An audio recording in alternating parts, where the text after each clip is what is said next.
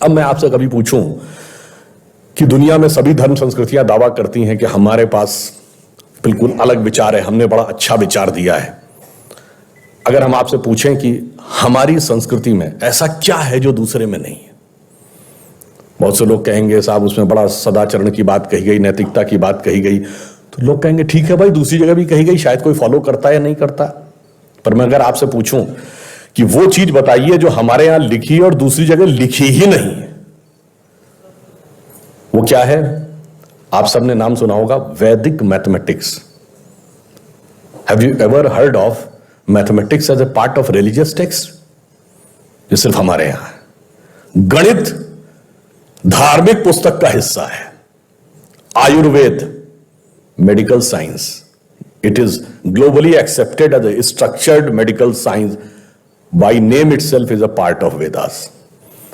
Medical science धर्म ग्रंथ का हिस्सा हो, गणित धर्म ग्रंथ का हिस्सा हो, ये दुनिया में कहीं नहीं, बाकी जगह विज्ञान और गणित का धर्म से संघर्ष है। हमारे यहां वो धर्म ग्रंथ से उद्भूत हो रहे हैं। ये फंडामेंटल डिफरेंस है हमारे और उनके बीच में। और इतना ही नहीं, मैं कभी आपसे, आप लोगों ने ध्यान दिया हो अगर, गणित की जो खोज है, वैसे तो बहुत सारी चीजें थी जो अंग्रेजों के आने के बाद छुपा दी गई, क्वाड्रेटिक इक्वेशन हो, अलजेब्रा हो, ट्रिग्नोमेट्री हो, ये सारी चीजें। मगर एक ऐसी चीज है जो कमोबेश सभी लोग मानते हैं, चलो ये तो मान ही लेते हैं कि भारत ने दिया। वो क्या था? शून्य। अब कहा जाता शून्य किसने दिया? आर्यभट्ट ने खोजा। अरे भाई, आर्यभट्ट ने खोजा नहीं, आर्यभट्ट की किताब में पहली बार तुमको लिखा हुआ मिला। अगर आर्यभट्ट ने शून्य खोजा तो बौद्ध मत में शून्यवाद का सिद्धांत कहां से आया? वो तो आर्यभट्ट से पहले के थे। और ये बताइए, कौरवों की 18 अक्षौणी सेना से लेके भगवान राम की जन्म कुंडली बन रही थी, वो बगैर शून्य के बन रही थी। वास्तविकता यह है कि शून्य वेदों से निकला, और वो इस बात को स्वीकार करने को तैयार नहीं होते थे कि धर्म ग्रंथ से निकलता है। इसलिए उनको छटपटाहट थी, इसलिए वो कहने का प्रयास करते हैं किसी और ने निकाला था। और समस्या क्या है? हमारे यहां तो भगवान राम की जो कुंडली निकली है, वो जब नासा के प्लैनेटोरियम सॉफ्टवेयर में डाली गई तो 7114 समथिंग बीसी की डेट निकल आई। अब बताइए, वैसे तो मैं नहीं मानता कि वो डेट सही है, उसके अंदर नक्षत्रों का कैलकुलेशन किया जाए तो बहुत पीछे आएगा, परंतु बताइए, उन लोगों ने हमको समझा दिया कि हम अवैज्ञानिक हैं और हम अंधविश्वासी हैं, जिनमें किसी एक के यहां लिखा है कि धरती चपटी है और एक के में लिखा धरती के चारों तरफ सूरज घूमता है। और ऐसे महान ज्ञानदेव पाड़े लोगों ने हम लोगों को समझा दिया कि हम अनसाइंटिफिक थे और धरती को चपटी और धरती को इस सौरमंडल का केंद्र कहने वाले लोग वैज्ञानिक थे। आज भी जब सूर्य ग्रहण या चंद्र ग्रहण होता है, आप, नासा की ऑब्जर्वेटरी बताती है ना, 1950 से पहले नासा नहीं था। आप जाके पूछिए, गांव में कोने में बैठे हुए किसी पंडित से कहिए, पंडित जी पंचांग में देख के बताओ सूर्य ग्रहण कब है। और जो वो हमारा पंचांग बताता है और जो नासा की ऑब्जर्वेटरी बताती है, कभी उसमें दिन तो छोड़िए, घंटे और मिनट का भी अंतर देखा है? हमारा तो कैलकुलेशन 5500 साल से एज इट इज चला रहा है, और उसके बाद उन्होंने हमें बताया कि हम अवैज्ञानिक हैं। आज भी आप बताइए, उत्तर भारत में उतना नहीं दिखता, दक्षिण भारत के मंदिरों में जाइए, नवग्रह बने हैं तो सूर्य केंद्र में है कि धरती केंद्र में है? सूर्य के 7 किरणें होती हैं, 7 घोड़े सूर्य के बने कि नहीं मंदिरों में? अब बताइए, ऐसा हमारे दिमागों में भर दिया जाता है। हम सब ने, हम लोगों ने भी विज्ञान में पढ़ा कि सबसे पहले 9 ग्रहों की खोज किसने की? केपलर ने। Kepler's law of planetary motion.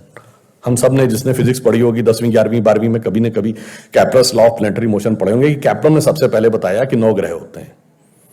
अब ये बताइए, इधर जब हम पूजा करते हैं तो पंडित जी हाथ में जल ले क्या बोलते हैं? ब्रह्मा मुरारी त्रिपुरांतकारी भानु शशि भूमि सुतो बुधश्च और गुरुश्च शुक्रः शनि राहु केतु सर्वे ग्रहा शांति करो भवन्तु। अब ये 9 ग्रहों के नाम केपलर बताए थे कि पंडित जी बताए हैं? और हजारों साल से बता रहे हैं।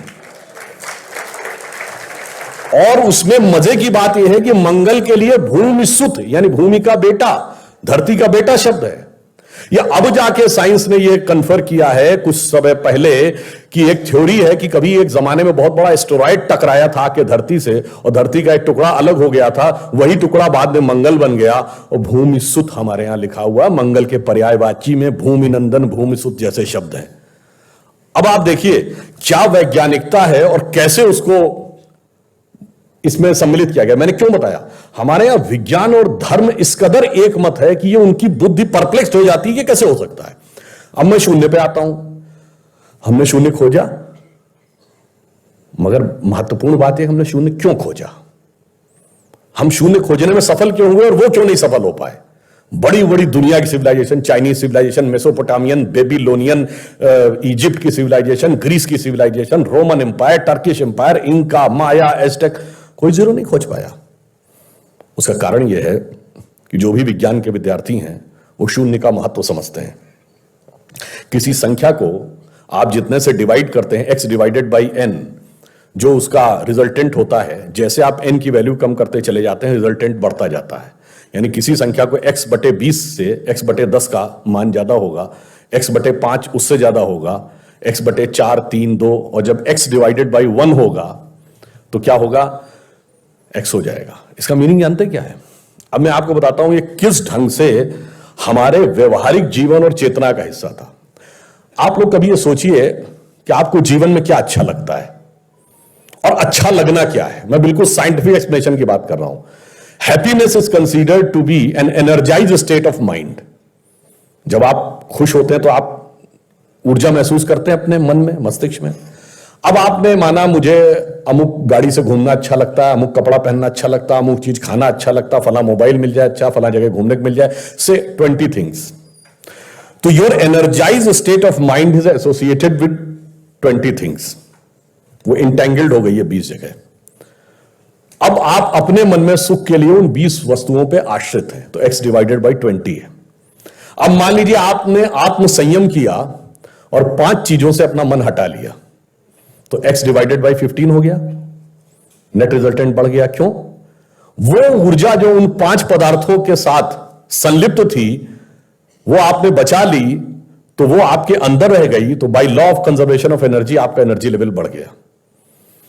जब आप x बाई 10 पे आ गए एनर्जी लेवल और बढ़ गया, और संयम किया 5 चीजों पे आ गए एनर्जी लेवल और बढ़ गया।